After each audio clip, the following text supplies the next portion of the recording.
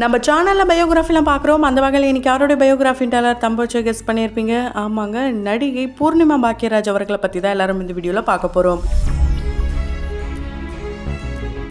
இவங்களை பற்றி பார்க்குறதுக்கு முன்னாடி இது வரைக்கும் யாரெல்லாம் நம்ம சினி சமூகம் சேனலை சப்ஸ்கிரைப் பண்ணலையோ அவங்க எல்லாரும் மறக்காமல் சப்ஸ்கிரைப் பண்ணிவிட்டு பக்கத்தில் இருக்க பெல் ஐக்கானையும் மறக்காமல் ப்ரெஸ் பண்ணிவிடுங்க. பூர்ணிமா பாக்கியராஜ் அவர்களை தெரியாதவங்க யாருமே இருக்க முடியாது. ஏன்னா அவங்க வெள்ளித்திரையாக இருக்கட்டும், சின்ன திரையாக இருக்கட்டும், 80ஸ்லேருந்து இப்போ 2K கிட்ஸ் வரைக்கும் ரொம்பவே ஃபேவரட்டான ஒரு ஆக்ட்ரஸாக வளம் வந்துட்டு இருக்காங்க. அப்போது ஹீரோயினாக இருந்தாங்க. இப்போது ஹீரோயினோடைய பாட்டியாகவும் அம்மாவாகவும் நடிச்சிட்டு வராங்க. என்னதான் வயசானாலும் அவங்களுடைய அழகு குறையல அப்படின்ட்டு இப்போ வரைக்கும் அவங்களுக்கு ரசிகர்கள் பட்டாலுமே இருக்காங்க. ஒரு காலத்துல கனவு கன்னியா இருந்தவங்க இண்டஸ்ட்ரிக்கு வந்து 4 வருஷத்துல காணாம போயிட்டாங்க. அதுக்கான காரணம் அவங்களுடைய திருமணம் தான். ஸோ இவங்களுடைய திருமணம் எப்படி நடந்தது அண்ட் இவங்களுக்கும் நிறைய கஷ்டங்கள்லாம் ஏற்பட்டிருக்கு. அது யாரால நடந்தது, எப்படி நடந்தது, அதுல இருந்து அவங்க எப்படி மீண்டு வந்தாங்க, இவங்களுடைய பின்னணி, இவங்களை பத்தின இன்ட்ரெஸ்டிங்கான விஷயங்களை தான் தொடர்ந்து இந்த வீடியோல பார்க்க போறோம். அதுக்கு முன்னாடி இந்த வீடியோ பார்க்குற நீங்க பூர்ணிமா மேமுடைய தீவிரமான ரசிகைன்ட்டு யாரெல்லாம் சொல்றீங்களோ அவங்க மறக்காம கமெண்ட் பாக்ஸ்ல கமெண்ட் பண்ணுங்க. இவங்க ஒரு நல்ல ஆக்ட்ரஸா மட்டும் இல்லாம நல்ல மனைவி அண்ட் அம்மா, இப்போ நல்ல மாமியாராவும் வளம் வந்துட்டு இருக்காங்க. நம்ம எல்லாருக்குமே தெரியும், சாந்தனு அவர்களுடைய அம்மா தான் இவங்க. கீகி அவங்களுடைய மருமகள். இவங்க 2 பேரும் பண்ற அட்ராசிட்டி சோஷியல் மீடியா ஃபுல்லாவே கலக்கிட்டு வராங்கன்னே சொல்லலாம். அந்த அளவுக்கு நிறைய ஃபன்னான ஒரு மாமியாரா தான் இவங்க வளம் வந்துட்டு இருக்காங்க. இவங்களுக்கு சரண்யா அப்படின்ற ஒரு மகளும் இருக்காங்க. அவங்கள நம்ம பாரிஜாதம் பாடத்திலையும் பார்த்து என்ஜாய் பண்ணியிருந்திருக்கோம். ஸோ பாக்கியராஜ் அவர்கள் இவங்களை வந்து லவ் பண்ணாரு அப்படின்ட்டு நிறைய இடங்கள்ல சொல்லியிருப்போம். இந்த காதல் எப்படி மலர்ந்திருக்குன்னு கேட்டிங்கன்னா, பாக்கியராஜ் அவர்கள் அவருடைய முதல் மனைவி கூட எப்படிலாம் இருந்தாரோ அதை பார்த்து தான் இம்ப்ரெஸ் ஆனாங்களாம் பூர்ணிமா. அதையே அவங்க ஒரு ஓல்டு இன்டர்வியூல சொல்லியிருக்காங்க. பூர்ணிமா அவர்கள் மும்பை மகாராஷ்டிராவை சேர்ந்தவங்க. அவங்க ஒரு பரதநாட்டிய டான்சர் மட்டும் இல்லாம ஃபேஷன் டிசைனராகவும் இருக்காங்க. மாடலிங் பண்ணியிருக்காங்க. காலேஜ் படிக்கும் போதே நிறைய பேருக்கு டான்ஸும் சொல்லி கொடுத்துருக்காங்களாம். ஸோ இப்படி அங்கே கலக்கிட்டு இருந்தவங்க தான் இங்கே இவங்களுக்கு தமிழில் வாய்ப்பு கிடைக்கிது. 12th படிக்கும் போதே கேபி சாரோடைய படத்தில் நடிக்கணும், கமல் சாருக்கு ஜோடி, உங்களுக்கு ஸ்க்ரீன் டெஸ்ட்லாம் இருக்கு, நீங்கள் இங்கே வாங்க அப்படின்ட்டு இங்கே சென்னைக்கு வந்திருக்காங்க.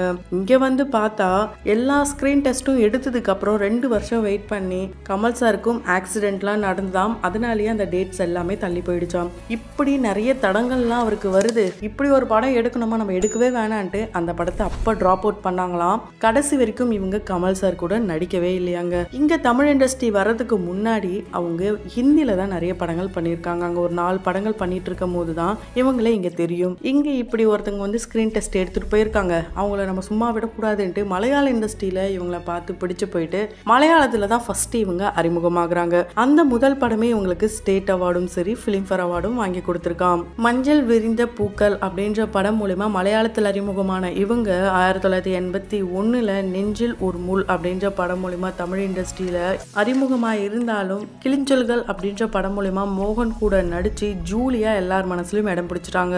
அதை தொடர்ந்து மோகன் அவர்கள் கூட சேர்ந்து பயணங்கள் முடிவதில்லை, விதி, இது போல படங்கள்லாம் நடிக்கும் போது மோகனுக்கும் இவங்களுக்கும் காதல் வந்ததாகவும் அந்த காதலை மோகன் அவர்கள் ஏற்க மறுத்ததாகவும், அதனால இவங்க ஒரு தவறான விஷயத்த, அவருக்கு வந்து எய்ட்ஸ் இருக்கு அப்படின்ட்டு எல்லார்கிட்டையும் தப்பான ஒரு நியூஸை பரப்பி அதனால அவருடைய கெரியரே பாதிக்கப்பட்டதுன்ட்டு இப்போ வரைக்கும் நிறைய வதந்திகள் வந்துட்டே தான் இருந்தது. இது எல்லாத்துக்கும் முற்றுப்புள்ளி வைக்கிற வகையில மோகன் அவர்களே சமீபத்தில் ரீஎன்ட்ரி கொடுத்திருந்தப்போ ஒரு இன்டர்வியூல சொல்லியிருப்பாரு, எனக்கும் அவங்களுக்கும் ஒரு நல்ல நட்பு இருக்கு, எனக்கு ரொம்ப பிடிச்ச டைரக்டர் தான் அவங்க திருமணம் பண்ணியிருக்காங்க, நீங்க இந்த கேமரா எல்லாத்தையும் ஆஃப் பண்ணீங்கன்னா அவங்கள பத்தி நிறைய இன்ட்ரெஸ்டிங்கான ஃபன்னான விஷயங்களை நான் சொல்லுவேன், ஆனா எதுக்காக அவங்கள பத்தியும் என்னை பத்தி இப்படி தவறா பேசுறாங்கன்னு தெரியல அப்படின்ட்டு அவரு அங்க சொல்லியிருப்பாரு. அதே மாதிரி தான் இவங்களும் மோகன் அவர்களை பார்த்தாலே பயமா இருக்குமாம். அவர் இவங்களை அடிக்கலாம் கூட செஞ்சிருக்காராம். ரொம்ப ஒரு ஃபன்னான விஷயங்கள் தான் 2 பேருக்கும் நடுவில் இருந்ததே தவிர மற்றபடி காதல் மோதல் எதுவுமே இல்லையா. பூர்ணிமா அவர்களுக்கு பாக்கியராஜ் அவர்கள் மேலதான் ஒரு நல்ல நட்பு ஒன்று ஆரம்பத்துல வந்திருக்கு. அந்த நட்பு காதலா மாறி இருக்கு. அதனாலதான் என்னவோ பாரிஸ்ல இருக்கும் போது ஷூட்டிங் ஸ்பாட்ல இருந்தே இவரை இங்க பார்க்க முடியாம பேச முடியாம தவிக்கும் போது லேண்ட்லைன்ல எப்படியும் நம்பர்லாம் கலெக்ட் பண்ணி பேசியிருக்காங்க. ஆனால் பேசவே முடியாமல் பண்ணியிருக்காரு பாக்கியராஜ் அவர்களுடைய ஒரு அசிஸ்டன்ட். அதுக்கப்புறம் பாக்கியராஜ் அவர்கள்கிட்ட இந்த விஷயத்த சொல்லும் போது, அட பாவி, என்னுடைய வாழ்க்கையே விளையாட பார்த்துட்டியே, இது போல பாரிஸ் கார்னர்ல இருந்துலாம் பேசலாப்பா, பாரிஸ்ல இருந்து ஷூட்டிங் ஸ்பாட்ல இருந்து ஒரு நடிகை தான் பேசினாங்க, அவங்கள தான் நான் திருமணம் பண்ண போறேன் அப்படின்ட்டு அவரும் ஓப்பனாக சொல்லிட்டாராம். அதுக்கப்புறம் தான் டைரக்டா வீட்டுக்கே போயிட்டு பொண்ணு கேட்டிருக்காரு. அவங்களுடைய வீட்லயும் அவங்க அப்பா அம்மா சரி ஓகே அப்படின்னு சொல்லியிருக்காங்க, பொண்ணுக்கு எது விருப்பமோ அதுவே பண்ணலான்ட்டு. 1984 பாக்கியராஜ் அவர்களுக்கு ரொம்ப கோலாகலமா திருமணம் நடக்குது. இந்த திருமணத்துல பாத்தீங்கன்னா ஒரு பக்கம் எம்ஜிஆர் அவர்கள், இன்னொரு பக்கம் சிவாஜி அவர்கள்ட்டு 2 லெஜெண்டரி ஆக்டரும் வந்திருப்பாங்க. ஆனா இந்த வீடியோடைய ஆரம்பத்திலே பாக்கியராஜ் அவர்களுடைய மனைவி அப்படின்ட்டு ஒருத்தங்களை மென்ஷன் பண்ணியிருப்போம். அவங்க யாருன்னா நடிகை பிரவீனா. அவங்க பார்த்தீங்கன்னா 1976 இருந்து 83 வரைக்குமே நடிச்சிருக்காங்க. 83 அதாவது இறக்குற வரைக்கும் கூட அவங்க நடிச்சிருக்காங்க. 83 தான் ஜாயிண்டிஸ் வந்து இறந்திருக்காங்க. கமல் சார் கூட மன்மதலிலே, ரஜினி சார் கூட பாமா ருக்மணி இது போல படங்கள்லாம் நடிச்சிருக்காங்க. அவங்களும் இவரும் ஷூட்டிங் ஸ்பாட்ல இருக்கும் போது அவங்க காட்டுற அந்த அன்பை பார்த்துட்டு எப்படி ஒரு நல்ல மனைவியை பார்த்துக்கிறாரு பாரு அப்படின்ட்டு அவங்க மனசுல ஏக்கம்லாம் கூட இருந்திருக்கான். அதுக்கப்புறம் இவங்க இறந்ததுக்கு அப்புறம் தான் இவங்க 2 பேரும் திருமணம் பண்ணியிருக்காங்க. 4 வருஷம் மட்டும்தான் பூர்ணிமா அவர்கள் நடிச்சிருக்காங்க. அந்த 4 வருஷத்துல பார்த்தீங்கன்னா 70க்கும் மேற்பட்ட படங்களை அவங்க நடிச்சிருக்காங்க. ஹிந்தி, தமிழ், மலையாளம், தெலுங்குலையும் நடிக்கணும்னு ஆசைப்பட்டாங்களாம். ஆனா ஃபேமிலி தான் முக்கியம்ட்டு அவங்க நோ சொல்லியிருக்காங்க. அது மட்டும் இல்லாம அந்த 7 நாட்கள் அப்படின்ட்டு பாக்கியராஜ் அவர்களுடைய படத்தை பார்த்து தான் பாக்கியராஜ் அவர்களுடைய தீவிரமான ரசிகையா மாறினாங்களாம். ஒரு ரசிகையா தான் போன் பண்ணியிருக்காங்க. அந்த போன் கால் தான் காதலா மாறி இருக்கு. பூர்ணிமா அவர்கள் ரஜினி அவர்கள் கூட சேர்ந்து தங்கமகன் அப்படின்ற படத்திலும் நடிச்சிருக்காங்க.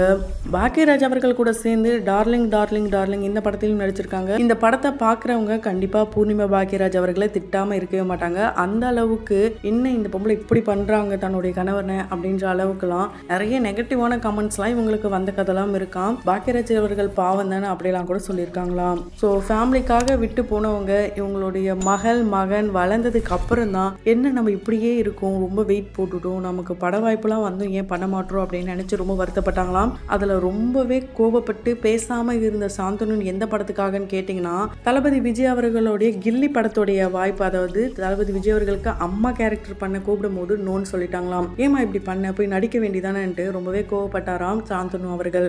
அங்க விட்டதை ஜில்லா படத்துல பிடிச்சிட்டாங்கன்னு சொல்லலாம். ஃபைனலா அவருக்கும் அம்மாவா நடிச்சுட்டாங்க. அது மட்டும் இல்லாம 27 வருஷத்துக்கு அப்புறமா 2013 வெளியான ஆதலால் காதல் செய்வேன் இந்த படம் மூலமா தான் இவங்க திரும்பவும் இண்டஸ்ட்ரியில ரீஎன்ட்ரி கொடுத்தாங்க. அதுக்கப்புறம் கண்மணி, சூரிய வம்சம், பூவே உனக்காக இது போல சீரியல்ஸ்லாம் இவங்க ரொம்பவே ஒரு முக்கியமான ரோல் நடிச்சிருக்காங்க. அது மாதிரி தான் இப்போ மல்லி சீரியலும் ஒரு முக்கியமான கேரக்டர் பண்ணியிருக்காங்க. இந்த சீரியல்ல இவங்க மட்டும் இல்லாம நளினி மேம், அம்பிகா மேம் இப்படி 80s உடைய ஃபேவரட்டான ஆக்ட்ரஸும் இருக்காங்க. இவங்களுடைய வீட்டுக்குள்ளே பொட்டேக்கும் இருக்கு. இவங்களுக்கு ஃபேஷனில் இப்போ வரைக்கும் இன்ட்ரெஸ்ட் அதிகமாக இருக்காம். குக்கிங் வரவே வராதாம். இவங்க சமைச்சா யாருக்குமே பிடிக்காதாம். ஏன் இவங்களுக்கே பிடிக்காதாங்க. இவங்களுடைய லைஃப்பில் பார்த்தீங்கன்னா நிறைய ஏமாந்துருக்காங்களாம். வீட்டையே விற்கிற அளவுக்குலாம் போயிட்டாங்களாம். அதுக்கான காரணம் என்னன்னு கேட்டிங்கன்னா இவங்களுக்கு ஒரு சில துரோகம் பண்ணிட்டாங்களாம், நம்ப வச்சு ஏமாத்திட்டாங்களாம். அவங்களுக்காக பணம் வாங்கி கொடுக்கும் போது தான் வீட்டை விற்கிற அளவுக்கு போயிட்டு இருக்காங்க. இவங்க இப்போ ஒரு ஃபிட்னஸ் ஃப்ரீக்காக இருக்காங்க. யோகா பண்ணுவாங்களாம், ஹாப்பியாக இருப்பாங்களாம், ஸ்கின் கேர் ரொட்டீன்லாம் கூட பண்ணுறாங்களாம். இவங்க 1981 அறிமுகமானாலும் 84 வரைக்கும், அதாவது கல்யாணம் ஆக 6 மாதம் வரைக்குமே தொடர்ந்து, அதாவது 365 நாளுமே கண்டினியூஸாக நடிப்பாங்களாம். பிரேக்கே இல்லாமல் நடித்து ஃபேமஸான நடிகை இவங்க தானா. 7 வருஷத்துக்கு அப்புறம் தான் இவங்க ஹனிமூனே போயிருக்காங்கன்னா பாருங்களேன். அந்த அளவுக்கு பாக்கியராஜ் அவர்கள் கல்யாணம் ஆன ஒரு வாரத்திலே அவர் ஷூட்டிங்க்கு கிளம்பிட்டாராம். ஸோ பாக்கியராஜ் அவர்களுடைய முன்னாள் மனைவியை இவங்க சிஸ்டராக தான் நினைக்கிறாங்களாம். ஒரு சிலர் இப்போ வரைக்கும் பிரவீனா எப்படிப்பட்ட ஒரு ஆக்டர் தெரியுமா, உங்களால் தான் இறந்தாங்க, நீங்கள் தானே இறக்க வச்சுங்க, இது போலலாம் தவறான விமர்சனங்களை கொடுத்துட்டு வராங்க. ஆனால் அவங்க உடல்நல குறைவால் தான் இறந்தாங்கன்ட்டு இப்போ வரைக்கும் அவங்களுடைய ரசிகர்களில் பல பேரும் ஏற்றுக்க முடியாமல் தான் இருக்காங்க. ஸோ பூர்ணிமா பாக்கியராஜ் அவர்களுடைய படத்தில் எந்த படம் உங்களுக்கு ரொம்ப பிடிக்குமோ அதை கமெண்ட் பாக்ஸில் கமெண்ட் பண்ணுங்கள். தொடர்ந்து பயோகிராஃபிலாம் பார்த்து என்ஜாய் பண்ணணும்னு நினச்சிங்கன்னா உடனே நம்ம சினி சமூகம் சேனலை சப்ஸ்கிரைப் பண்ணிவிட்டு பக்கத்தில் இருக்க பெல் ஐக்கனையும் மறக்காமல் ப்ரெஸ் பண்ணிவிடுங்க.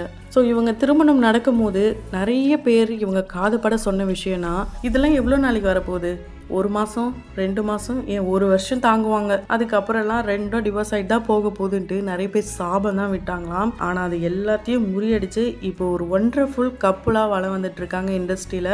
இந்த கப்பல் உங்களுக்கு எந்த அளவுக்கு பிடிக்கும்ன்றதையும் கமெண்ட் பாக்ஸில் கமெண்ட் பண்ணுங்கள். தொடர்ந்து பயோகிராஃபிலாம் பார்த்து என்ஜாய் பண்ணணும்னு நினச்சிங்கன்னா உடனே நம்ம சினி சமூகம் சேனலை சப்ஸ்கிரைப் பண்ணிவிட்டு பக்கத்தில் இருக்க பெல் ஐக்கனையும் மறக்காமல் ப்ரெஸ் பண்ணிவிடுங்க.